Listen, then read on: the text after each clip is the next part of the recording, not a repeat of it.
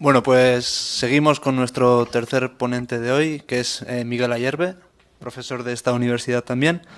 Y bueno, Miguel obtuvo su doctorado en lingüística histórica y contrastiva y actualmente es, como os he dicho, profesor de historia de la lengua alemana y de literatura alemana desde la Edad Media hasta la Ilustración, bueno, en esta facultad.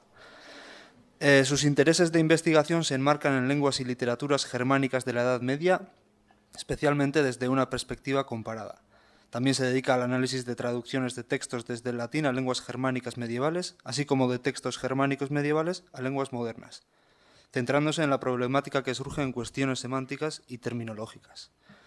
Este mismo ámbito ha publicado traducciones de textos literarios en alemán medieval al castellano, como el Oswald de Múnich, Milagros Marianos del Pasional Antiguo, y igualmente ha traducido cuentos recopilados por los hermanos Grimm, así como una antología del cuento romántico alemán, y ambas obras han sido publicadas por Portal Editions. Y hoy nos va a hablar un poco sobre los ejemplos de heroínas en la literatura germánica medieval, partiendo de la figura tolkieniana de Éowyn, ¿no? La cual a su vez se inspira, a su modo de ver, en protagonistas de épocas anteriores. Y bueno, sin más dilación, Miguel, cuando quieras, puedes empezar. ¿Se me oye bien? Bien. Bueno, buenos días en primer lugar a todos y muchas gracias por estar aquí. Y bueno, también quería agradecer a los organizadores de este congreso, especialmente a Martín y a Raúl, y a los colaboradores, pues poder estar aquí hoy hablando y también pues al público. Espero que el tema pues pueda resultar, bueno, por lo menos que al acabar pues bueno hayan podido escuchar pues algo que les haya podido interesar, ¿no? Bueno, yo aquí simplemente voy a presentar algunas reflexiones acerca de heroínas en la literatura, partiendo de Éowyn en El Señor de los Anillos, pero retrocediendo a la literatura germánica medieval, que como sabemos, yo creo que aquí no estoy diciendo absolutamente nada nuevo, sabemos que Tolkien se inspiró en muchas cosas en textos anteriores, ¿no?, de la tradición germánica, especialmente anglosajona y nórdica. Entonces, yo aquí, partiendo de Éowyn, yo aquí voy a plantear, o voy a tratar, digamos, dos aspectos. Lo primero es cómo a través de Éowyn reviven o hablan heroínas germánicas antiguas. Cuando lo germánico me estoy refiriendo a heroínas nórdicas, de las sagas islandesas, sagas vikingas, como también pues, de la literatura germánica, épica, ¿no?, medieval. Y luego también, ¿qué nos aportan estas figuras femeninas? ¿No? Quizá muchas veces nos hemos fijado en los personajes masculinos, que también aportan mucho, por supuesto, pero a mí me parece que simplemente analizar qué rasgos germánicos vemos en Éowyn, pues es quedarse un poco, es reducir mucho la materia, ¿no? Es quedarse, desde mi punto de vista, que es lo que intentaré explicar ahora, yo creo que El Señor de los Anillos transmite mucho a través de Éowyn, pero no se le ha sacado suficiente partido, ¿no? Y es también muy llamativo si uno hace, por ejemplo, el experimento. Yo lo hice por curiosidad y la verdad es que me sorprendió mucho el resultado, ¿no? Cuando miré en Google Scholar sobre pues, bibliografía académica acerca de heroínas, tenía que poner además heroínas, porque si ponía heroínas solía aparecer publicaciones en torno a la droga, ¿no? Entonces, me llamó muchísimo la atención que había, por supuesto, muchísimas publicaciones, pero para mi sorpresa eran todas sobre la mujer, la heroína, en la América Latina, siglos XVIII, siglos XIX, siglo XX, ¿no? Había mucho de esto. En la literatura, había cosas en la literatura, pero de literatura medieval, no sé si entre ya en la página 18, creo que lo dejé ya de aburrimiento, solamente encontré una o dos referencias un poco remotas a la literatura medieval, ¿no? Con lo cual dije, bueno, por un lado, pues qué pena, por otro lado, bueno, por lo menos nadie me ha pisado el tema, ¿no? Bien, vamos a ver, ¿en qué medida hablan estas mujeres, o sea, a través de Éowyn hablan heroínas germánicas, ¿no? Bueno, yo los he clasificado en tres variantes, ¿no? Una es rasgos comunes que se ven en el comportamiento, tanto de Éowyn como estas mujeres, estas otras heroínas. también en elementos discursivos a la hora de referirse a ellas o a la hora de hablar ellas mismas sobre sí mismas, y en elementos extralingüísticos. ¿Vale? Esto es por ponerle un nombre general. Esto puede parecer un poco confuso, ¿no? Aquí parece que estoy utilizando acertijos, ¿no? Pero ya veréis que no, enseguida veréis que no. ¿Vale? Entonces, y las fuentes, bueno, aquí cuando mencione El Señor de los Anillos, pues me voy a estar refiriendo al libro, no a la película. Porque, bueno, no sé, ya Eduardo Segura ayer, yo creo que con mucho acierto lo estuvo comentando, en la película se pierden muchos detalles y para mí muchos diálogos y escenas cruciales también para lo que quiero explicar aquí, pues es que están prácticamente omitidos, ¿no? Y luego me voy a basar en algunas sagas. Sagas hay muchas, pero claro, el tiempo es limitado, el interés es limitado y uno pues tiene que seleccionar. Y yo pues aquí me voy a centrar en 2 sagas islandesas para contrastar, concretamente la saga de Eivor y la saga de los Volsungos, ambas escritas en islandés antiguo, ¿no? En torno al siglo XIII. Y luego un poema épico medieval alemán que se llama Orendel, del siglo XII, en alto alemán medio. Y luego también en un cuentecito de inglés medieval que se llama La Dama Priora, ¿no? Bien, en cuanto al comportamiento, bueno, yo creo que no necesito abundar mucho en el comportamiento de Éowyn porque yo parto de que aquí casi todos, si no todos, han leído el libro, conocen la película, ¿no? Entonces yo creo que no necesito entrar mucho. Quizá ahondaré un poco más en los otros textos que quizás no son tan conocidos, ¿no? Aunque están traducidos al castellano. Las sagas que he mencionado, las sagas irlandesas que he mencionado, están traducidos en miraguano, buenas traducciones. Y luego también, Orendel también está traducido en la misma editorial. Bien, bueno, pues todos sabemos, y aquí me voy a centrar en 2 pasajes concretamente del tercer libro.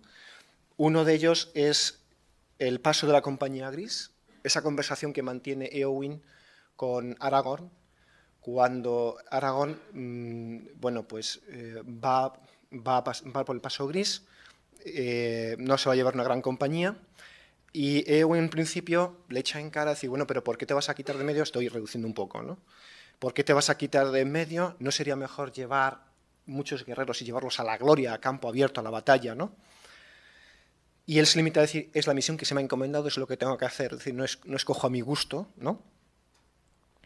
Y entonces, viendo la resolución de Aragorn, a quien Éowyn admira mucho, bueno, pues le pide ir con él, ¿no? Pero Aragorn no le dice que no, ¿no? Y entonces, Éowyn, insistiendo, ¿no? Pues empieza a lanzar argumentos, como diciendo, estoy cansada de esconderme en las colinas, estoy citando, y deseo afrontar el peligro y la batalla. Soy de la casa de Earl, no una mujer de servicio, sé montar a caballo y escribir una espada, y no temo el sufrimiento ni la muerte. En otra cita, pero yo no deseo curar. Ya esto es en las casas de la curación, ¿no? Cuando está convaleciente junto a Faramir. Y entonces le dicen, bueno, debes quedarte aquí, curarte, etc. Y dice, yo no deseo curar. Deseo partir a la guerra como mi hermano Éomer, o mejor aún, como Theoden el rey, porque él ha muerto y ha conquistado a la vez honores y paz, ¿no? Cierro la cita.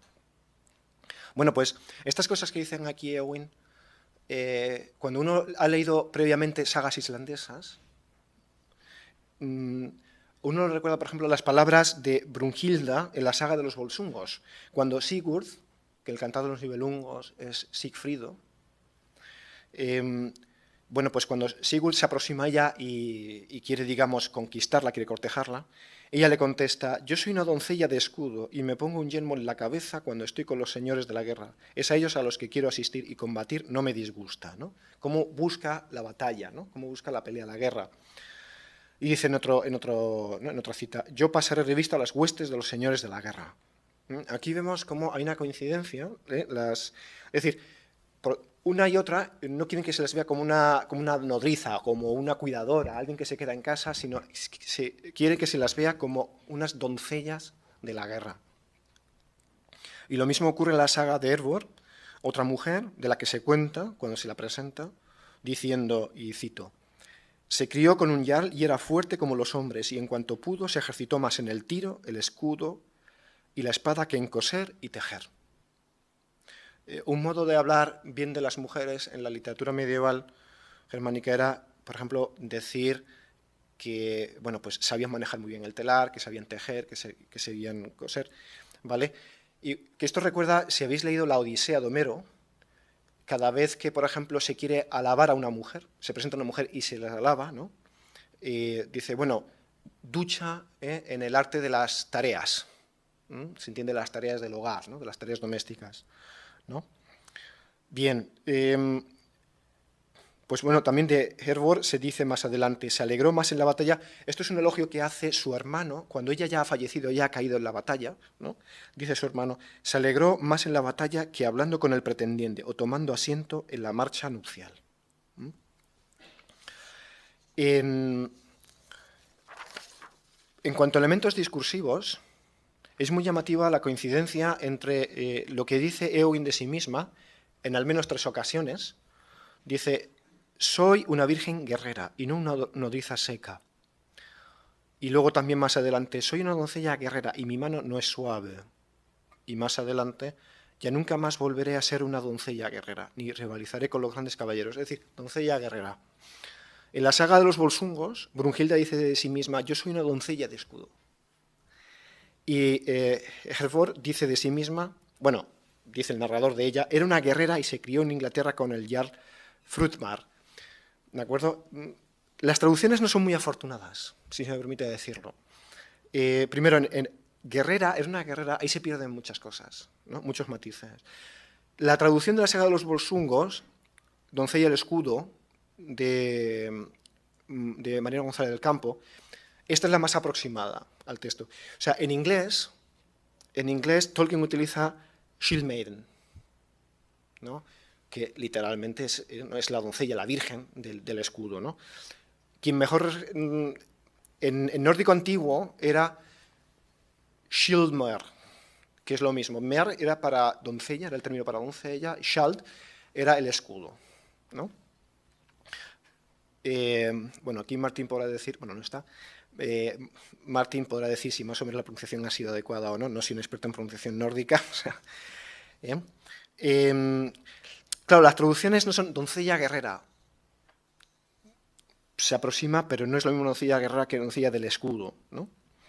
Bien, aquí por tanto estamos viendo cómo unas voces, quien ha leído ya la literatura medieval antigua, sobre todo la nórdica, dice, bueno, esta voz me suena, esto lo he leído ya, esto lo he visto yo en otro sitio antes, ¿no?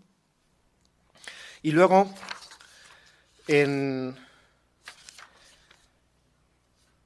de todo esto se habla, esto no es mitología, esto no es pura literatura, esto está atestiguado, por ejemplo, en la historia de los daneses, de Saxo Gramático, un historiador danés del siglo XII que escribe en 16 libros las gestas de los daneses, la escribe en latín, o sea, la Gesta Danorum, donde en el libro 7, capítulo 8, él dice que hace un excurso, para vaya con el excurso que hace, ¿no? Para hablar de estas mujeres, que las caracteriza así. Si se me permite, lo voy a leer tal cual, lo voy a citar tal cual, porque yo creo que no tiene apenas desperdicio, ¿no? Dice, hubo antiguamente entre los daneses mujeres que, transformando su belleza en aires varoniles, consagraban casi todos los momentos de su tiempo a cultivar las prácticas guerreras para no exponerse a que las energías de su virtud se embotaran por el contacto pernicioso de la vida disoluta. Y odiando ciertamente las delicadas formas de vida, solían endurecer con las fatigas y los sufrimientos de su cuerpo y su espíritu, y rehuyendo toda la molicie de la debilidad femenina, forzaban a su carácter mujeril a usar de la rudeza masculina. Incluso adquirían con tanta dedicación los conocimientos de la vida militar que cualquiera pensaría que habían renunciado a ser mujeres. Pues éstas, como olvidándose de su condición natural y anteponiendo la dureza a las caricias, buscaban los combates en vez de los besos, degustando la sangre y no los ósculos, frecuentaban los oficios de las armas con mayor agrado que los de los amores, y entregaban a la disciplina de los venablos las manos que deberían aplicar a las telas, y deseando no ya el lecho, sino la muerte, se exponían a los dardos que habrían podido despuntar con su hermosura. Bueno, quizá algo de esto ha podido sonar al hablar antes de Brunhilda y Hervor, ¿no? Por ejemplo, de Hervor, que bueno, prefería la guerra a estar con el pretendiente o a frecuentar el lecho, ¿no? Bueno, aquí hay algunas expresiones, el tono es del siglo XII. Esto obviamente hoy podría, digamos, herir algunas sensibilidades, ¿no? Yo he preferido no modificarlo porque, bueno, es tal como se expresaba una persona en aquel entonces. Pero a base de estas contradicciones constantes, ¿no? Algo de esto ya nos suena y todavía veremos alguna cita más. Se ha criticado que Saxo Gramático, bueno, escribió una historia, pero que también había elementos mitológicos. O sea, él mezclaba historia y mitología. Pero puedo decir que esto también lo han afirmado otros historiadores, incluso recientemente, por ejemplo, el 2007, autores como Harrison y Svensson, hablando de la vida de los vikingos, ¿no? Hablando de cómo, por ejemplo, cuando los enemigos, después de una batalla con germanos, ¿no? Que podían ser, por ejemplo, los godos o los varegos, ¿no? Después de la batalla, reconociendo el terreno, comprobaban para su asombro cómo había entre los caídos mujeres perfectamente pertrechadas como guerreros, ¿no? Con sus armas, y cómo habían caído luchando, ¿no? O sea, es una cosa que llamaba la atención. Se ve que no era una cosa propia de la cultura de entonces, fuera de la germánica, ¿no? Aunque yo esto lo dudo. En cuanto a elementos extralingüísticos, hay un paralelismo, hay un pequeño detalle, habría varios, ¿no? Pero yo ahora mismo recuerdo más este. Cuando Éowyn quiere ir con los hombres, quiere ir a luchar, y le dicen, mira, la guerra no es para ti, de alguna manera, ¿no? Ella, ¿qué hace entonces para poder ir? Se viste de hombre y adopta un nuevo antropónimo, ¿no? Denhelm.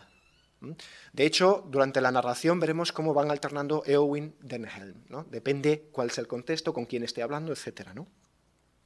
Pues en la saga de Hervor ocurre algo parecido. Hervor, cuando quiere marcharse de su lugar de origen y quiere marchar con los vikingos, se viste también de hombre y adopta también otro antropónimo. En este caso, Hervardr, ¿no? Que es un nombre propiamente masculino, ¿no?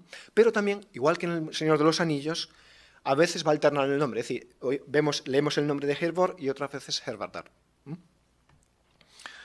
Bien, con esto llegamos, bueno, hasta aquí unas comparaciones que quería establecer entre Éowyn y la literatura islandesa medieval.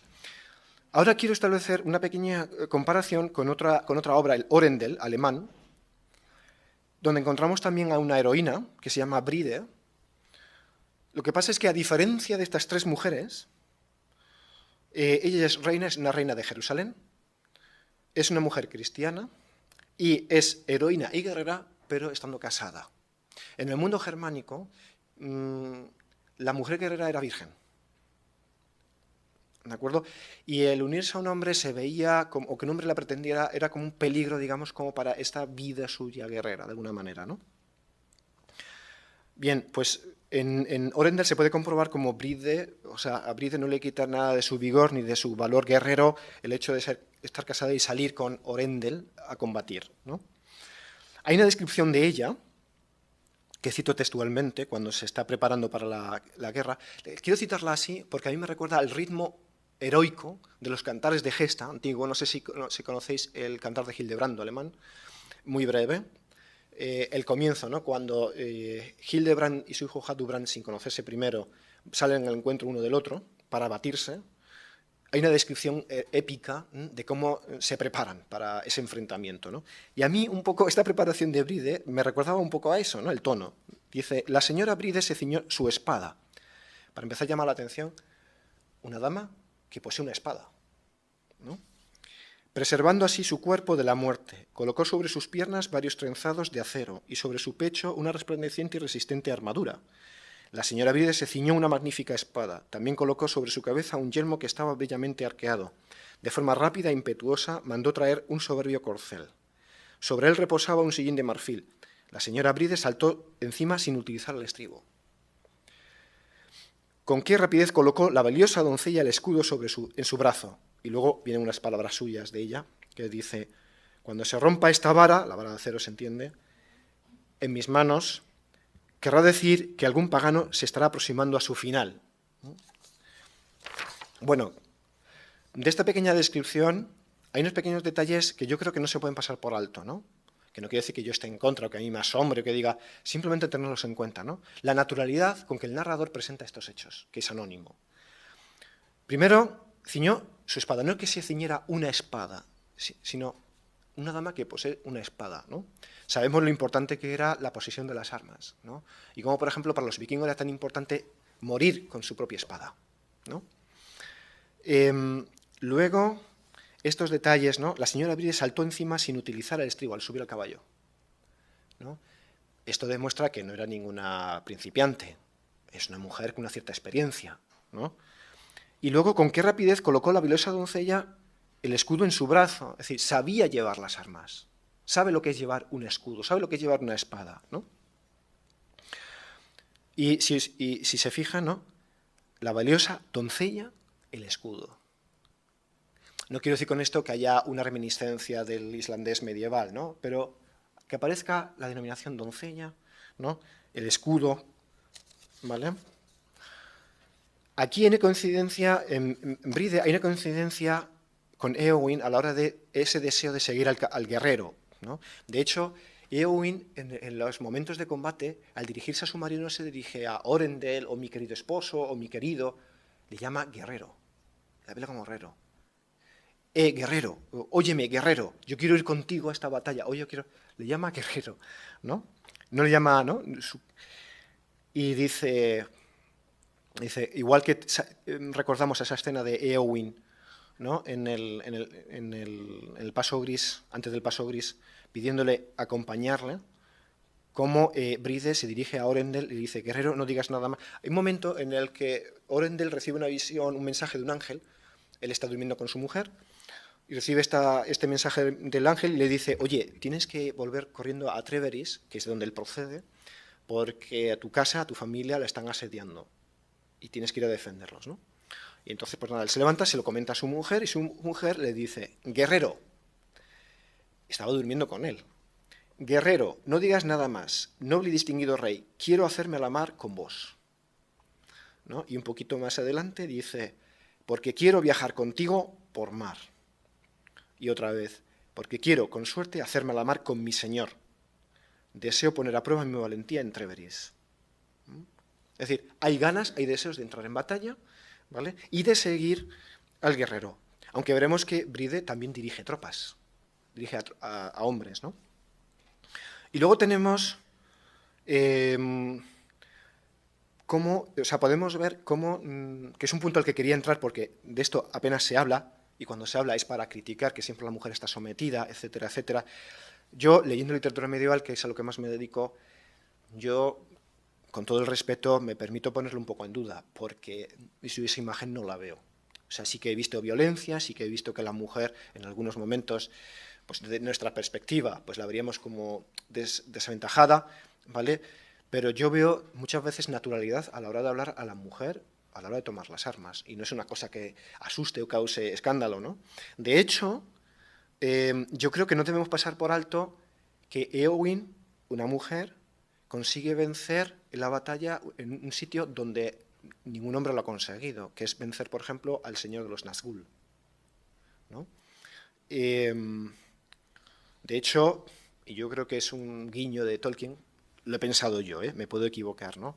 Pero cuando Éowyn se atreve a amenazar, ¿no?, a la criatura alada y al propio señor de Nazgûl, dice, ¿cómo te atreves?, ¿no? A mí ningún hombre vivo me puede matar, ¿no?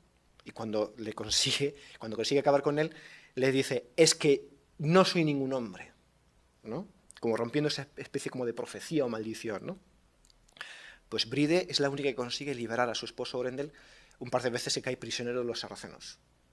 Y con total naturalidad aparece, reparte espadazos a diestro y siniestro. De hecho, el autor, el narrador, la alaba, ¿no? O sea, la pone como diciendo, bueno, es que va avanzando con el caballo y es que va dejando como, digamos, un camino, ¿no? Un camino, ¿no? Habiendo un camino, ¿no?, de sarracenos, ¿no?, repartiendo golpes a un lado y a otro, ¿no?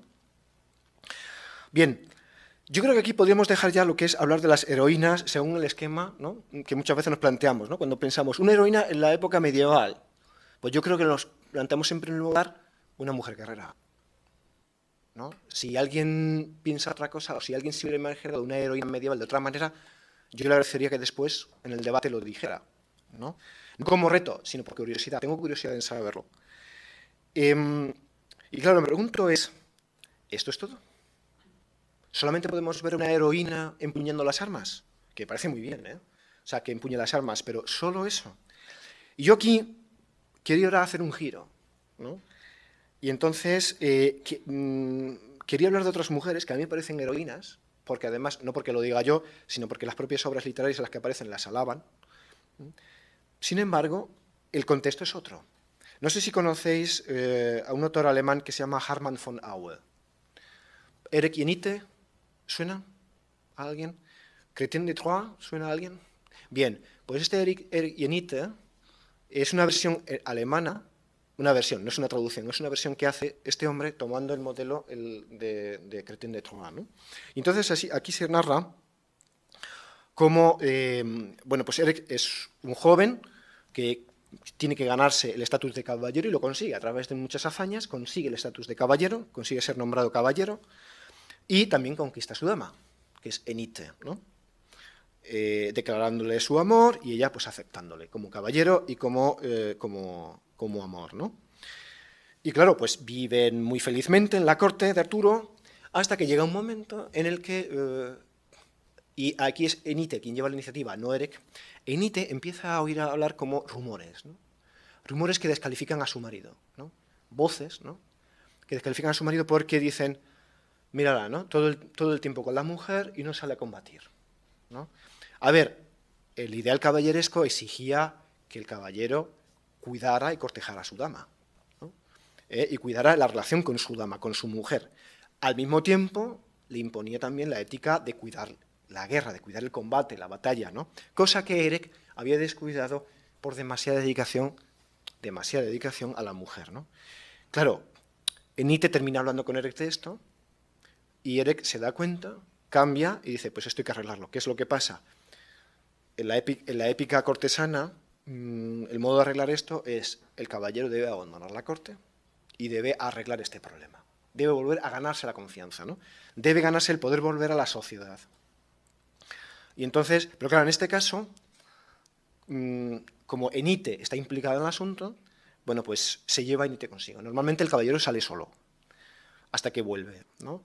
Entonces, pues nada, Erich y Enite salen juntos, pero Erich impone unas condiciones muy duras a Enite, ¿no? Uno, no podrá dirigirle nunca la palabra, ni siquiera para avisarle de peligros. Y dos, la lleva como escudera. Otra vez volvemos a escudera, ¿no? Claro, Enite esto no lo puede soportar porque ve como en algunos momentos acechan a Erich, Erich no se da cuenta, entonces rompe el silencio para alertar a su marido, ¿no? Y Erich consigue vencer y derrotar a los ladrones o a los saltadores, pero recrimina a Enite después de salvarle, ¿no? Que, oye, que no debes volver a hablar, que no me vuelvas a hablar, ¿no? Enite hace lo que puede, pero siempre le vence, y a mí me parece muy bien, claro, o sea, por encima de todo está el amor a su esposo, y dice, yo, ¿cómo voy a dejar morir a mi esposo, ¿no? Y entonces, pues le vuelve a avisar, hasta que llega un momento en el que Erich se tiene que enfrentar a dos gigantes, les vence, pero él acaba tan mal herido que Enite le cree muerto. Él queda inconsciente, y entonces ella, claro, se está lamentando, con grandes alaridos, gritos, lloros, hasta que aparece por allí un conde, con su séquito, que se llama el conde Oringles, y aquí un episodio muy interesante, ¿no? Claro, al ver los gritos y los lloros de Enite, se acerca a ver qué es lo que está pasando ahí, y descubre a Enite. Claro, ve a Enite, que es una mujer de una belleza sin par, ¿no? Se queda prendado de ella. Además, una mujer que ve, a pesar de su condición de escudera, pero dice, en esta mujer hay algo que habla de ella como una mujer muy doble, muy noble, una dama noble, ¿no? Y entonces le ofrece llevársela a su castillo, llevarse también a Erich para que reciba unos honores acordes a su dignidad. Pero claro, se va encaprichando este conde con Enite, ¿no? Y empieza a pretenderla, ¿no? Pero Enite dice, no, yo pertenezco a este hombre y yo quiero ser fiel a este hombre, ¿no? Y bueno, pues este conde, primero con mucha amabilidad, con gestos amables, con palabras muy amables y cariñosas, pues empieza a intentar convencerla, hasta que el tono va subiendo, ¿no? Primero con solo palabras, ¿no? Y empieza ya a amenazarla. Llega un momento en el que ya la agarra del brazo y la lleva a una mesa. Siéntate a comer conmigo, ¿no? Y entonces ella, pues, no puede dejar de llorar, no puede dejar de pensar en Erich, y llega un momento en el que la llega a insultar, le llega a decir delante de todos, come ya, cabra imbécil, ¿no? Claro, uno podía pensar, bueno, pues qué normal sería eso, la Edad Media y demás. Sin embargo, la reacción de la corte de Oringles es empezar a reprocharle al conde ese comportamiento. Así no se trata una dama, así no se habla una dama, y así no se le fuerza. No eres nada cortesano, ni mereces llevar el título, ¿no? Pero el conde ya empieza a cegarse, empieza ya la violencia física, y llega a un extremo, pero claro, Enite no se ve como víctima. Enite se ve como decir, bueno, esto me está pasando, pues porque yo tengo en mi voluntad es no separarme de Erec, y por lo tanto estoy sufriendo por ser fiel a mi marido, ¿no? Entonces, claro, llega un momento en el que Erec ya empieza a recobrar la conciencia, no sabe dónde está, ¿no? Típico que se levanta, ¿no? Cuando hemos tenido un aturdimiento, ¿no? Pero empieza a oír los gritos de Enite, ¿no? Que se resiste al conde. Y entonces va en su busca, y en cuanto ve lo que está haciendo el conde, que la estaba golpeando, sin más miramientos y sin retarle un duelo, porque ni siquiera lo merece, ni siquiera merece el honor de un duelo, coge y se lo quita de en medio, ¿vale? Lo cual provoca la estampida de la corte, que todo el mundo quiere salir, ¿no? Quiere salir hasta por las ventanas, ¿no? Porque temen a Erec, lo que ha hecho Erec. Y entonces, nada, Erec se acerca a Enite, ¿no? La coge de la mano, la besa, ¿no? Y reconoce en ella, bueno, pues él queda deslumbrado por la fidelidad de ella, ¿no? E incluso él le llega a pedir perdón, dice, por el tratamiento de que le había hecho objeto previamente, ¿no? Es decir, no lo había tratado bien. Entonces, a ella le pide perdón y le pide que le perdone, ¿no? Bueno, a partir de ahí ya, digamos, el honor de Erec queda un poco restablecido, siguen teniendo aventuras, pero ya puede volver a la corte de Arturo, ¿no? Ya ha arreglado lo que tenía que arreglar, ¿vale? Estoy resumiendo mucho porque tampoco me quiero alargar demasiado, ¿vale? Bien, llegamos al cuento de la Dama Priora, en inglés medio. La Dama Priora es una monja de gran belleza, pero que es acosada por 3 pretendientes, ¿no? Muy ricos, muy poderosos, ¿no? Pero es que ella lo que quiere es ser monja, ella quiere ser fiel a su voto de castidad, ¿no? Él quiere ser fiel al voto que le ha prestado a Jesucristo, ¿no? Y entonces ellos, pues nada, no cejan en sus pretensiones, y ella, a través de una serie de engaños, consigue librarse de ellos. Es más, consigue ponerlos en una posición tan desventajosa que dice, y ahora, como no te alejes, se va a enterar tu mujer, o se va a enterar el público, o se va a enterar no sé quién, ¿vale? Y con eso consigue que ya, digamos, por una tesitura que tienen que abandonar, ¿no? Y acaba así, ¿no? Acaba así el cuento, dice, y así esta dama murió con nobleza, es decir, la crítica narrativa le trata de noble, es decir, es noble por lo que ha hecho, por guardar su virginidad, pero no sin antes dotar al convento de dinero y sanar a sus 3 pretendientes a través del castigo recibido, ¿no? Por pretender su amor tan ilícitamente, ¿no? Con esto lo que quiero decir es que cuando uno presta atención al discurso narrativo de estas obras, al hablar o al juzgar la actitud de estas mujeres, lo que hacen estas mujeres, uno no descubre que sean censuradas, sino son alabadas y además es visto con una cierta naturalidad. Por ejemplo, cuando los templarios ven a Bride luchando y saliendo victoriosa, dice, cito, cuando los templarios vieron que la señora Bride habría participado en la contienda, los caballeros cobraron ánimos y cabalgaron veloces hacia el campo de batalla. La mismísima Bride quiso dirigir a sus hombres, ¿no? Es decir, ven como alguien a quien seguir. Por supuesto, esto no ocurre en el 100% de los casos. O sea, hay sitios, pero yo más que obras literarias calificaría de estudios, sermones o lo que sea, que pudieran decir, bueno, pues, ¿qué pinta la mujer cogiendo las armas?, ¿no? Bueno, pero eso ocurre también hoy día. Hoy día, y mirad que la mujer ya lleva años y décadas incorporadas al mercado de trabajo, y hay personas pues que les extraña que la mujer salga a trabajar, ¿no? Hoy día en el siglo XXI, ¿no? Es decir, siempre va a haber excepciones, o sea, siempre va a haber gente, aunque sean los menos, pero que lo van a ver de un modo diferente. Bueno, es parte de la realidad, es decir, esas personas existen, ¿no? Y ya está, se puede estar de acuerdo o no con ellos, pero ya está, ¿no? Pero las mujeres son destinatarias del reconocimiento por parte de héroes. Lo mismo se dice de de Enite, lo mismo de esta Dama Priora, lo mismo de Bride. Bride es muy alabada.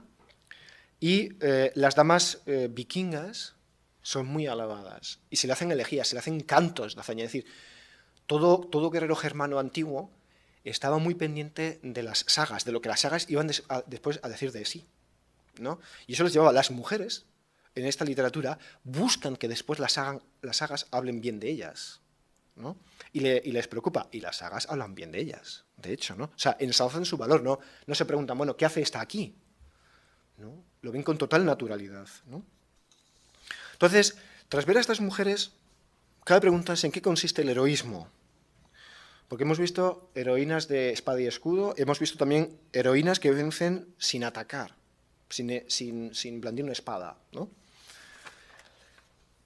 Bueno, se puede ver que la participación en una batalla puede ser un rasgo de heroísmo, pero es esencial, ¿no? Y para hablar de esto, yo aquí no quiero teorizar. Yo creo que Éowyn, el personaje Éowyn, en dos sitios concretos que ya he mencionado, nos da unas claves, ¿no? O Tolkien a través de Éowyn, si queréis, ¿no? Uno es en la conversación con Aragorn en la campaña del Paso Gris y luego las conversaciones, los diversos sucesivos encuentros que tienen Éowyn y Faramir en las casas de la curación, ¿no? Que no aparecen en las películas. O sea, a ver, que se encuentran sí, o sea, la conversación de Aragorn y Éowyn cuando Aragorn quiere ir al Paso Gris, ¿no? Pues por supuesto está recogida. Y un par de veces, ¿no? Un par de veces se ven, la primera vez en las casas de la curación, Éowyn y Faramir se miran, no se hablan, simplemente se miran brevemente, y luego un poco más adelante, cuando ya han salido Aragorn y todos los demás salen para el combate final, hacia la Puerta Negra, bueno, pues se quedan Faramir y Éowyn solos, ¿no? Y hablan un poco, prácticamente hablan del tiempo y de un poco de lo que va a pasar, pero nada más, no entran a más cuestiones, lo cual a mí por lo menos me llama la atención, porque lo mejor de esas conversaciones se lo han dejado fuera, en mi opinión, ¿no? Entonces, ¿qué es lo que ocurre?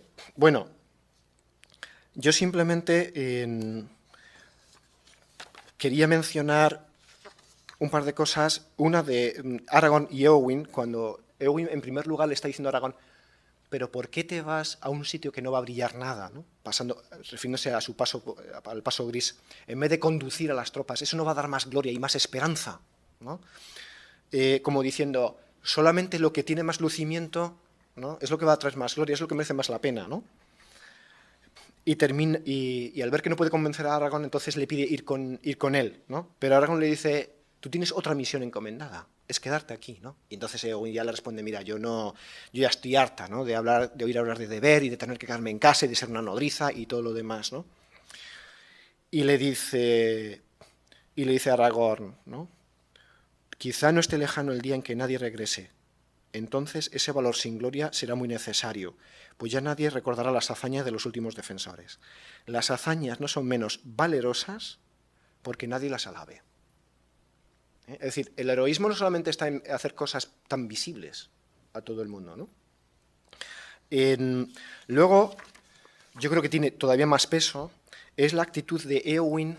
Me parece a mí que retrata mucho más descaradamente a Éowyn, después de que ya la conocemos mucho, en las casas de la curación, en sus sucesivos encuentros con con Faramir, ¿no? ¿Qué vemos al principio cuando Éowyn se dirige por primera vez a Faramir allí, ¿no? Lo que dice es, quiero salir a combatir, yo aquí no me puedo quedar, no quiero quedarme, quiero salir a batallar, ¿no?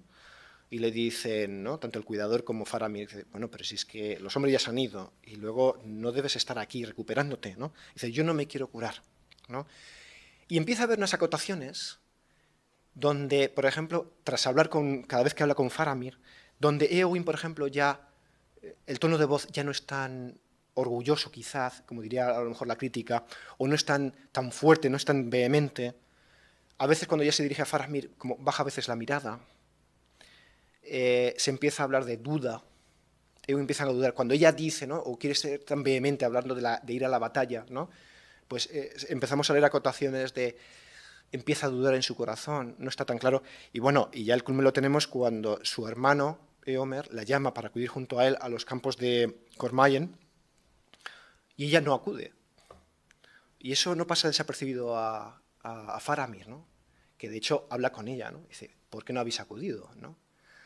Y entonces Éowyn parece no aclararse Y Faramir, un poco como empieza a hacer como la voz de sí misma, ¿no? La voz de su conciencia o de lo que lleva ella por dentro, ¿no? Dice, bueno, puede haber dos razones, ¿no? Dos motivos, pero no sé cuál de ellos dos será. Y Eowyn le dice, dejaos de acertijos, ¿no? Y él le dice, vale, ¿puedo hablar? Y entonces le dice, bueno, puede ser que no os atrevéis a acudir allí donde está Aragorn victorioso, puede ser que a lo mejor no os atrevéis, no queréis alejaros de mí, queréis tenerme cerca, o las dos cosas, ¿no? Y entonces ahí es cuando ya Eowyn empieza a abrirse, ¿no? Dice, quería el amor de otro hombre, mas no quiero la piedad de ninguno, ¿no? Aquí me parece que empieza a revelarse, ¿no? A mí me parece, quizá alguien se pueda preguntar, ¿y esto qué tiene que ver con la heroína? ¿No? O sea, con el heroísmo, con la heroicidad, con Eowyn como heroína. A mí me parece que es crucial, en mi opinión, ¿eh? Me puedo equivocar, pero es como lo veo, ¿no? Ahora diré después por qué. Quiero centrarme un poco en esta escena, ¿no? Entonces, Faramir le empieza a decir, deseabais el amor del señor Aragorn, pues era noble y poderoso, y queríais la fama y la gloria, elevaros por encima de las cosas mezquinas que se arrastran por la tierra. Eowyn creía estar enamorada de Aragorn. En realidad parece que admiraba a Aragorn, ¿no? Pero claro, cuando se quiere declarar a él de alguna manera, Aragorn, como que digamos que la rechaza, ¿no? Dice Faramir, como un gran capitán, a un joven soldado os pareció admirable, porque lo es, un señor entre los hombres y el más grande de los que hoy existen. Pero cuando solo recibisteis de él comprensión y piedad, entonces ya no quisisteis ninguna otra cosa, salvo una muerte gloriosa en el combate. Miradme, Eowyn. Ese miradme, Eowyn, es un poco como, Eowyn, enfréntate a la verdad, ¿no? Una verdad que le está llegando en este momento a través de Faramir, ¿no? Claro, y Eowyn reacciona, mira a Faramir sin pestañear, ¿no? Y le dice, no desdeñéis la piedad, que es el don de un corazón generoso, Eowyn, pero yo no os ofrezco mi piedad, pues sois una dama noble y valiente, y habéis conquistado sin ayuda una gloria que no será olvidada. Faramir reconoce la valía y el valor de Eowyn. Él no pone en duda nada, ¿no? Y sois tan hermosa que ni las palabras de la lengua de los elfos podrían describiros, y yo os amo. En un tiempo tuve piedad por vuestra tristeza, pero ahora, aunque no tuvierais pena alguna, ningún temor, aunque nada os faltase y fuerais la bienaventurada reina de Gondor, lo mismo os amaría. Eowyn, ¿no me amáis? Y aquí viene lo siguiente, ¿no? Aquí para mí viene el cambio. Entonces algo cambió en el corazón de Eowyn, o acaso ella comprendió al fin lo que ocurría en él. Esto resume un poco una crisis que se estaba dando en Eowyn y que venía ya un poco de largo. Pero no sabía más o menos lo que era. Ella tomaba decisiones, ella se lanzaba, ella quería ir a la guerra, quería ir a la batalla, cosa muy bien, muy loable, ¿no? Pero parece que no se aclaraba, no sabía un poco qué es lo que estaba pasando. Y ahora parece que lo descubre. Para ella se descubre la luz. De hecho, a continuación, dice, la sombra ha desaparecido, ya nunca más volveré a ser una doncella guerrera, ni rivalizaré con los grandes caballeros, ni gozaré tan solo con cantos de matanzas. Es decir, ve por un lado lo que ya no quiere ser, y a continuación ve lo que quiere ser. Seré una curadora y amaré todo cuanto crece, todo lo que no es árido. Y miró de nuevo a Faramir. Ya no deseo ser una reina, dijo. Y Faramir ya dice, qué bien, ¿no? Porque yo tampoco soy rey. ¿No? Entonces, ¿por qué me fijo en esto? A mí me parece el carácter de Eowyn como heroína apasionante. ¿Por qué? En Eowyn tenemos a alguien que está buscando su camino. Es un personaje que está buscando su lugar, su sitio, con quién estar, ¿no? Y lo hace de un modo que podemos decir, bueno, consciente e inconscientemente lo está buscando.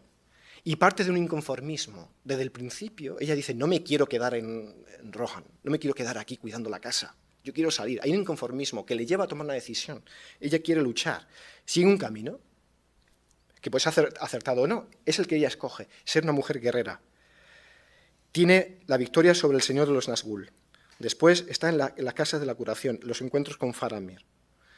Y ella sigue notando esa necesidad que yo pongo entre comillas. Es una necesidad. Cuando yo hablo de necesidad, alguien buscando un camino, en realidad no es libre.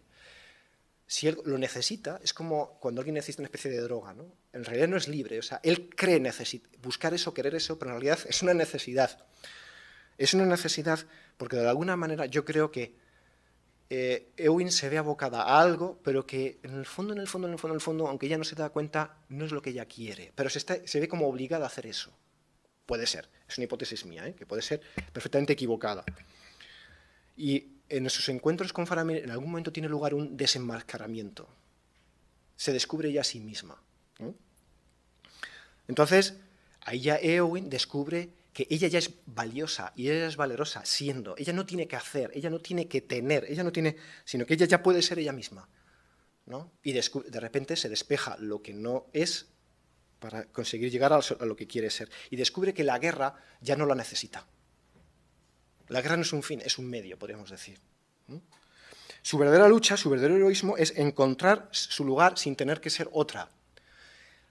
A mí me parece que en esto de ponerse otro nombre, que no vemos únicamente en su caso, ya lo veíamos en la saga de Hervor, es ser otra persona, dar a entender a los demás otra persona, representar a otra persona. Por lo tanto, ya me voy acercando un poco hacia las conclusiones, el heroísmo, ¿dónde está? Está en coger las armas y vencer. Bueno, las armas las cogen también los villanos y eso no les hace héroes. Y si hay que vencer, Hervor muere en la batalla, no vence. Por lo tanto, no es una heroína. ¿Es tan decisiva la batalla, la guerra? A ver, yo lo veo, pero mirando un poco a estas heroínas, a estas otras heroínas, y viendo a Éowyn, que el heroísmo más bien está en tomar una determinación y seguirla. Puede ser que Éowyn, en un principio no tome la determinación aceptada para su vida, en el sentido de que realmente es lo que ella quiere ser. No de fuera, no juzgo de fuera, sino me pregunto, ¿es lo que ella realmente quiere ser? Es la búsqueda de quién quiero ser y luego qué es lo que pongo yo en juego para alcanzar eso.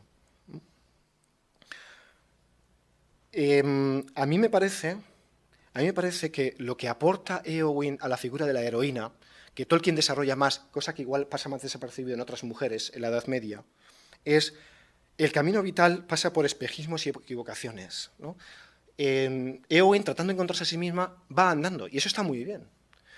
No sé si han leído de C.S. Lewis El regreso del peregrino. Hay un momento, ahí se habla de un peregrinaje, ¿no? De una trayectoria vital, y en un momento dado se habla de cómo escoger el camino adecuado, ¿no? Y ahí C.S. Lewis explica cómo se toman muchas decisiones y se toman muchas decisiones equivocadas, se cometen muchos errores, pero en esos errores estará también el acierto. Lo dice esto en contraposición a quedarse quieto. El que queda quieto no fallará, no se equivocará, pero tampoco va a dar nunca un paso hacia adelante, ¿no?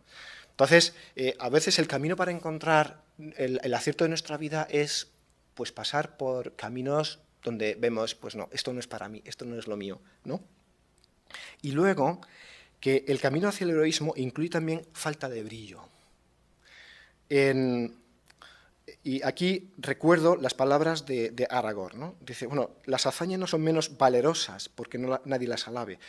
Interesante subrayar, valerosas, no dice valiosas, dice valerosas. En inglés, el texto original, valiant, ¿no? Es decir, no son menos valientes unos hechos, unas decisiones, unas hazañas, porque no sean públicamente conocidas y nadie las alabe en los grandes cantos, ¿no? Y esta es una lección que a mí me parece una lección muy interesante y una imagen de heroísmo que Tolkien nos la explica a través de, o yo creo que la explica, o sea, igual yo no me considero un experto en Tolkien, ¿no? Entiendo un poco de literatura medieval, pero en Tolkien tengo que reconocer que aquí me está costando hablar, habiendo personalidades tan reconocidas como Eduardo Segura y Guillermo, ¿no? Y por supuesto Martin, ¿no? Porque son mucho más expertos y igual han pensado en más de un momento, decir, pero ¿qué está diciendo?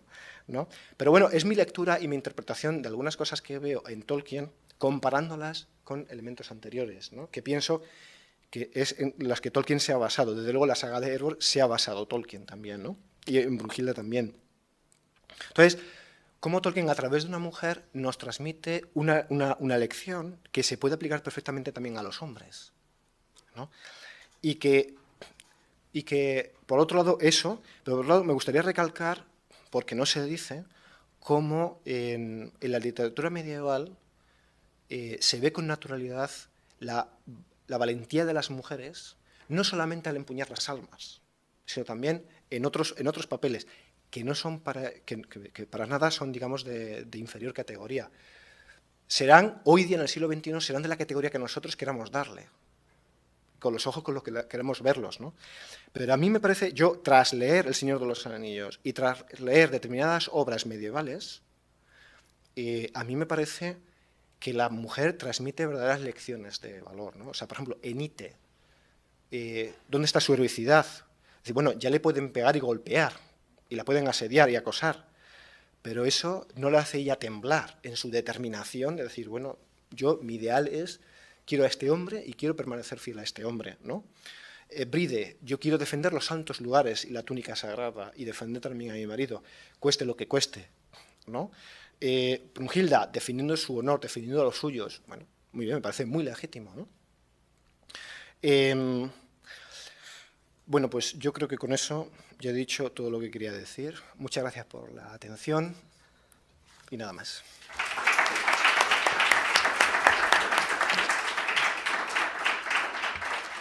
Bueno, ahora si tenéis algunas preguntas que queráis hacer a Miguel, hay algún micrófono por ahí, así que nada.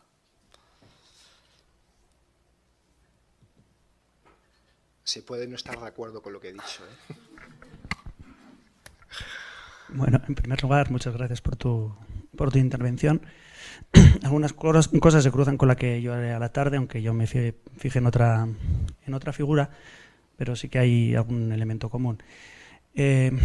Sobre las guerreras, las guerreras islandesas o nórdicas.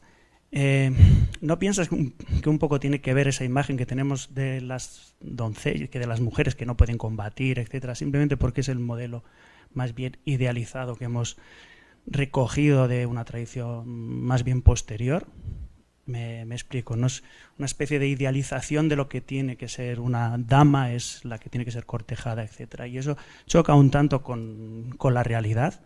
Porque ha señalado que hay pueblos en los que pueblos germánicos en los que combaten las mujeres, especialmente si son vírgenes.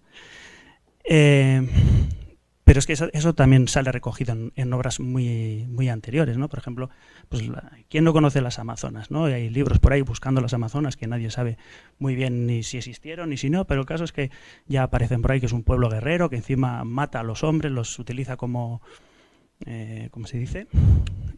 Los secuestran, las utilizan para quedar ellas fecundadas y luego pues matan a esos hombres, ¿no? ¿No piensas que un poco es, digamos, culpa de la tradición que hemos heredado nosotros, que miramos a través de esos ojos la idea de que la doncella no puede ser una guerrera? Me parece muy interesante tu pregunta. Lo que no sé es a ver si la he entendido bien. Dices desde nuestra perspectiva que, digamos, que nos sorprenda y que critiquemos la aparición, o que en aquella época... No critica. A ver, sí. Que la imagen que tenemos nosotros de las doncellas sí. Es que no pueden salir a combatir por la tradición que hemos heredado. A eso voy. No tanto que sea criticable, que no lo es, sino simplemente que lo que recoge Tolkien con la figura de Éowyn es una realidad que se daba, que es que las mujeres combatían. Efectivamente, mira, a mí, si te soy sincero, a mí me ha influido más lo que he leído y oído, pero de parte del feminismo, que el leer las obras en sí. Yo siempre he sido partidario, y así procuro hacerlo ver a mis alumnos, ¿no? Pero por experiencia propia. Es decir, antes de leer sobre algo, leed el algo directamente. No es muy ortodoxo, pero por decirlo directamente, ¿no? Porque efectivamente, a mí, yo cuando leo las obras, y yo lo he dicho en un par de ocasiones, a veces lo que me asombra es lo que he leído después y no lo que he leído. Porque digo, oye, yo leo las obras originales y a mí estos problemas no me los plantea. Pero claro, es mi percepción. Yo ahí, por eso, yo estoy de acuerdo contigo. Yo creo que influye y que ha influido mucho. Es más, a veces cuando oyes a la gente comentar las cosas, y hombre, si hay confianza y no vas a dejar mal a la otra persona, le preguntas, oye, pero ¿tú has leído entonces? No, yo no lo he leído. Y digo, bueno, pero entonces, ¿cómo hablas? No, pero es que lo dicen estos. Y dices, bueno, pues yo te invitaría a leer la obra y luego, si sigues en la misma opinión, me parece muy legítimo y me parece muy bien, pero empieza primero por leerlo, ¿no? Y yo creo que efectivamente, sí, influye, ¿no? Nos hacen ver que, bueno, eso de que la mujer participe, o incluso que nos deba asombrar que la mujer participe, ¿no? Yo he aprendido un poco de la actitud de los narradores de entonces, ¿no?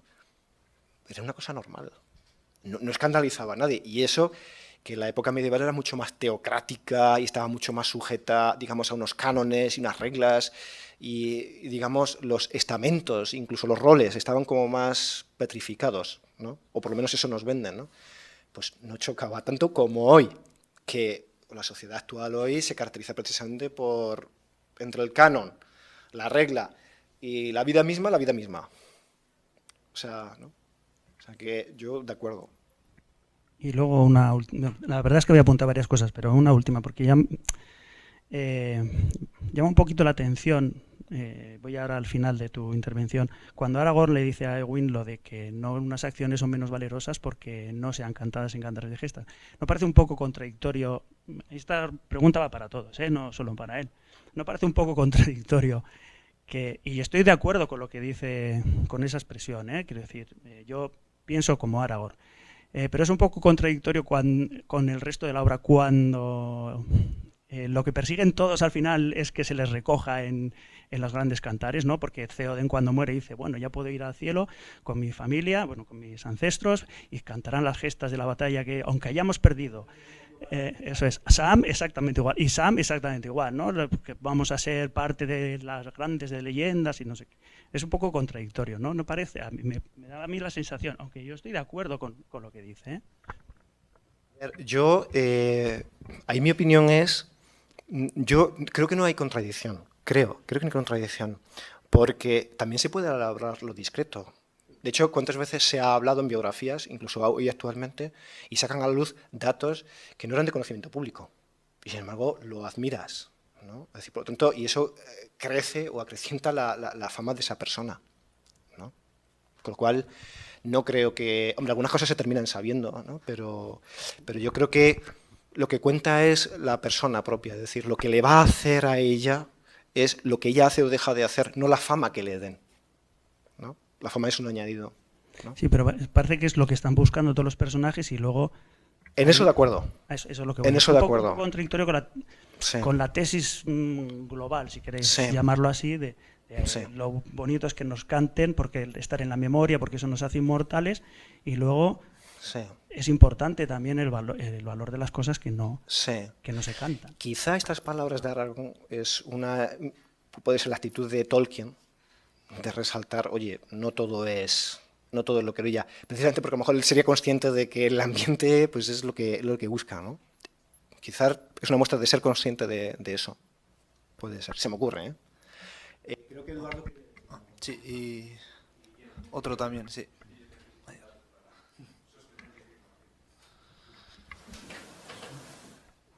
Creo que hay un pequeño detalle que no ha sido notado. Para el personaje de Éowyn, la persona nefasta es Wormtongue, ¿no? Y su cuchichear continuamente una disminución de lo que significa la casa de Eorl y el sentido de pertenencia, de pueblo y de identidad. Buena parte de la búsqueda de Éowyn es mostrar de que es falso el veneno que estaba escuchando, de que no vale nada, que están a nivel de los perros, que no hay ninguna nobleza. Obviamente el parámetro eran los cantos, por lo tanto, para mostrar de que esos venenos eran falsos, tengo que mostrarlo de esa forma, ¿no? Pienso que es una reacción de Éowyn porque también lo dice de vez en cuando, ¿no? Las palabras de Wormtongue la habían contaminado muy profundamente. Mientras para la segunda cosa, verdaderamente yo tampoco veo una contradicción, porque todos desean esta celebración. Pero varias veces se dice, aunque tal vez no haya nadie que quede para cantarlo, pero hay que hacer lo mismo, ¿no? Vamos a la Puerta Negra y, bueno, y morimos todos, y bueno, paciencia, ¿no? Porque vale la pena hacer lo mismo. Sí. En algún valle escondido la hierba seguirá siendo verde. Obviamente el deseo es que esto se vea porque es una especie de epifanía de la realización. Pero si no se da, bueno, no se da, ¿no? Por lo tanto hay como una raíz más vital que desea obviamente de que sea celebrada, pero no quita que uno decida de hacer la obra aunque no hubiera este prestigio, ¿no? En ese sentido, supongo que uno podría recuperar buena parte de estas figuras bellísimas sin los prejuicios contemporáneos, ¿no? Como las pobres amazonas, que los griegos las ponen por todas partes vencidas junto con los cíclopes, ¿no? Porque tienen pánico a las mujeres, porque parece que como los únicos derechos los tenían los atenienses libres, tenían miedo que les dieran leñazos en casa, no sé. Ahí, bueno, en primer lugar, agradecer la aportación primera que has hecho, efectivamente, o sea, eso es verdad, y puede ser una de las cosas que causará ese inconformismo en Ewing, un motivo más para actuar, y con lo segundo que has dicho, vamos, ahí, de acuerdo, vamos, totalmente, sí, sí. Eduardo, no sé si querías... Sí. Bueno, lo primero es pedir perdón porque como he llegado tarde a tu conferencia, igual lo que voy a decir lo has dicho ya, pero a mí en el personaje de Ewing me parece que hay una influencia, aunque sea un palabro, por intertextualidad del personaje de Wealtheo en Beowulf. Y en Beowulf se llama a las mujeres, en concreto a esta mujer, Peace Weaver, una urdidora de la paz, en el mejor de los sentidos, una urdidora de la paz, alguien capaz de... Creo que el problema, al menos yo lo experimento así en la facultad y en el trato con otros profesores, es que corremos siempre un riesgo enorme de leer cualquier obra del pasado, e incluso del presente, desde un cierto anacronismo, aplicando, o sea, inconscientemente poniéndonos unas gafas que tienen que ver con nuestra percepción de la realidad, desgraciadamente en nuestros tiempos de un modo exponencialmente influenciada por las ideologías de cualquier signo o de cualquier color, ¿no? Y hay que hacer, creo que, un esfuerzo de honestidad como lectores para despojarnos de todo eso y acercarnos con una cierta desnudez en el mejor de los sentidos, que es paradójica, ¿no? Porque de alguna manera estamos en la universidad todos, como estudiantes, como profesores, cada uno en el estadio en el que esté ahora mismo, en busca de una cierta erudición, no peyorativa, sino de saber más. Pero a la vez que hay que saber más, hay que jugar este juego doble, ¿no? De ir despojándose de... un poco como decía el maestro Yoda, ¿no? You have to unlearn what you have learned. Tienes que dejar de olvidar lo que creías saber. Un poco lo que le pasa a Gandalf cuando vuelve, ¿no? Yo era Gandalf, he olvidado muchas cosas que sabía y otras cosas muchas que creía saberlas he tenido que volver a aprender. Esta senda del verdaderamente sabio, creo que... ¿Por qué digo esto? Porque a mí me parece que en el caso de Tolkien, sí que... Si Tolkien hubiera sido, no sé cómo decir, machista según estos criterios, habría dejado a Éowyn en el Sagrario. Y punto. Y se acabó la historia de Éowyn. Entonces, darle esta relevancia como personaje tiene que ver con una visión del ser humano esencialmente magnánima, en el sentido etimológico, ¿no? El magnus animus de poner a alguien en la tesitura, de ser nada menos que un urdidor de la paz. Hasta cierto punto, para mí como lector, lo que menos me importa es que Éowyn sea quien da cumplimiento a la profecía de matar al rey brujo, ¿no? Creo que hay una serie de lindezas, en el mejor de los sentidos, que se mueven muy por debajo de la superficie, porque Tolkien es muy sutil a ese respecto, para dar relevancia a los personajes. Y con esto termino. Vuelvo a las referencias que habéis hecho. Para mí, Sam no está buscando ser objeto de un cantar de gesta. De hecho, si lees lo que ocurre ahí, lo que Sam está diciendo es que se imagina, señor Frodo, y cuando Frodo le dice sí, y hablarán de Frodo 9 dedos y de Sam Sagaz el Bravo, y Sam se pone colorado y le dice: no se burle de mí, señor Frodo. Quiero decir que hay una humildad que en Theoden no puede ser tal humildad, aunque la humildad, dice un tal Cervantes, es la verdad. La humildad en Theoden es, caray, es que él es un jinete de Rohan, y por lo tanto ser digno de estar sin vergüenza entre sus ancestros es la medida. Igual que yo hacía la referencia ayer, ¿os acordáis de que la tragedia de la victoria de Sauron sería sobre todo el final de las canciones, el final de la memoria, el final del recuerdo? Entonces creo que el pathos, el afán heroico en la Tierra Media, no creo que tenga mucho que ver con el número de cabezas que cortas. Gimli y Legolas no son más heroicos por hacer su competición de a ver quién corta más cabezas de orcos en Helm. Es más heroico probablemente Legolas cuando oye una gaviota y se despierta en su corazón el anhelo del mar y por tanto la hora de la despedida, el aldabonazo final del destino. O Gimli roto de pena por el amor a Galadriel y la promesa que le ata a ir a las cuevas de Aglarón y después acompañar a Legolas. Este es el tipo de urdimbre que teje Tolkien.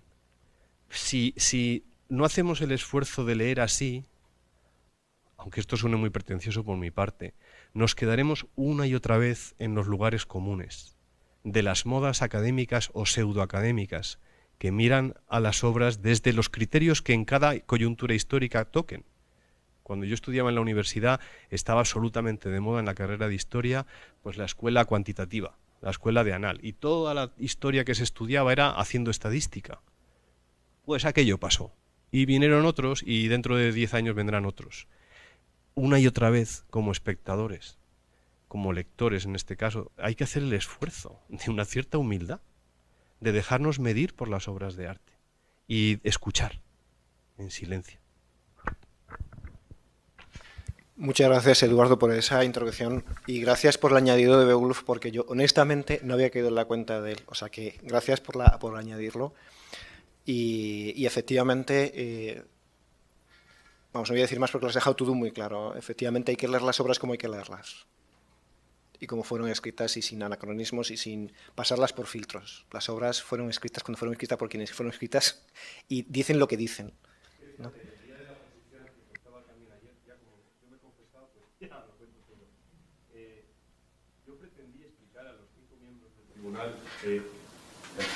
Gracias, Martín. Que a mí me parecía que no estábamos legitimados los profesores en la línea de seguir haciendo amigos que os contaba ayer, que no me parecía que debiéramos dejarnos llevar por una ideología a la hora de dar una asignatura. Y los 5 se me echaron al cuello.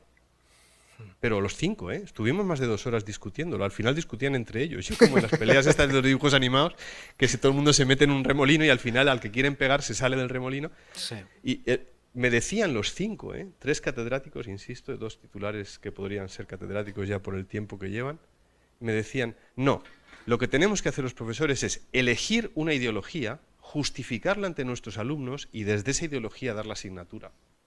Y dije, lo siento, o sea, aunque ustedes me suspendan hoy, no es así. Y el esfuerzo de honradez y de honestidad que tenemos que hacer es de buscar la verdad, aunque esto les suene a ustedes a Pilato. Pero es que buscar una verdad que precisamente porque es más grande que nosotros, es el listón que tenemos que superar. Sí. Desde la humildad precisamente. Sí. Porque solo somos seres humanos, coño. Coño no lo dije, pero todo lo demás... No se ha oído. Sí. Pues... es que suscribo todo lo que has dicho. Y ojalá siempre tuviéramos el valor de actuar así. Bien, en primer lugar, muchísimas gracias por esta exposición que has realizado, trayendo a colación una serie de fuentes, yo creo que bastante desconocidas para la mayoría de los que nos dedicamos a estudiar la obra de Tolkien, porque solemos pasar por alto las fuentes germánicas que no sean de Islandia, de los países nórdicos, etcétera, sino que las alemanas, etcétera, ¿no? Y yo creo que es interesante. Tolkien era un gran conocedor de esas fuentes también y, en fin, se tiende a no analizar esta faceta de la literatura germánica antigua, ¿no? Sin más, un comentario. Pero lo que quería también era aportar un poco la perspectiva intrahistórica dentro de lo que es la novela, que en el momento que comentas al final de tu exposición, ¿no? Están hablando, o sea, tanto Aragorn como Faramir con Éowyn, con respecto a lo que supone el heroísmo de alguna manera. Y da la casualidad que ambos personajes son conscientes de que la guerra es una maniobra meramente disuasoria. Es meramente disuasoria. La auténtica misión es depositar el anillo. Y no lo están haciendo mediante la guerra, sino que lo está haciendo Frodo, ¿no? Entonces, yo creo que hay que leer la conversación y este episodio con el trasfondo de la misión de Frodo, ¿no? Que lo que hace Tolkien es subvertir, por cierto, un esquema tradicional básico en las leyendas antiguas, con este protagonismo de Frodo como un mediano, pero no por ser pequeño, sino porque se trata, en definitiva, se trata de depositar, deshacerse de algo en lugar de adquirir algo y traer algo más grande de vuelta, ¿no? Deshacerse de algo que te sobraba, de alguna manera, ¿no? Y esto yo creo que es una novedad importante en la épica que propone Tolkien, ¿no? Yo creo que también los comentarios, tanto de Faramir como de Aragorn, tienen en cuenta que la auténtica misión no es la de la guerra en este conflicto, ¿no?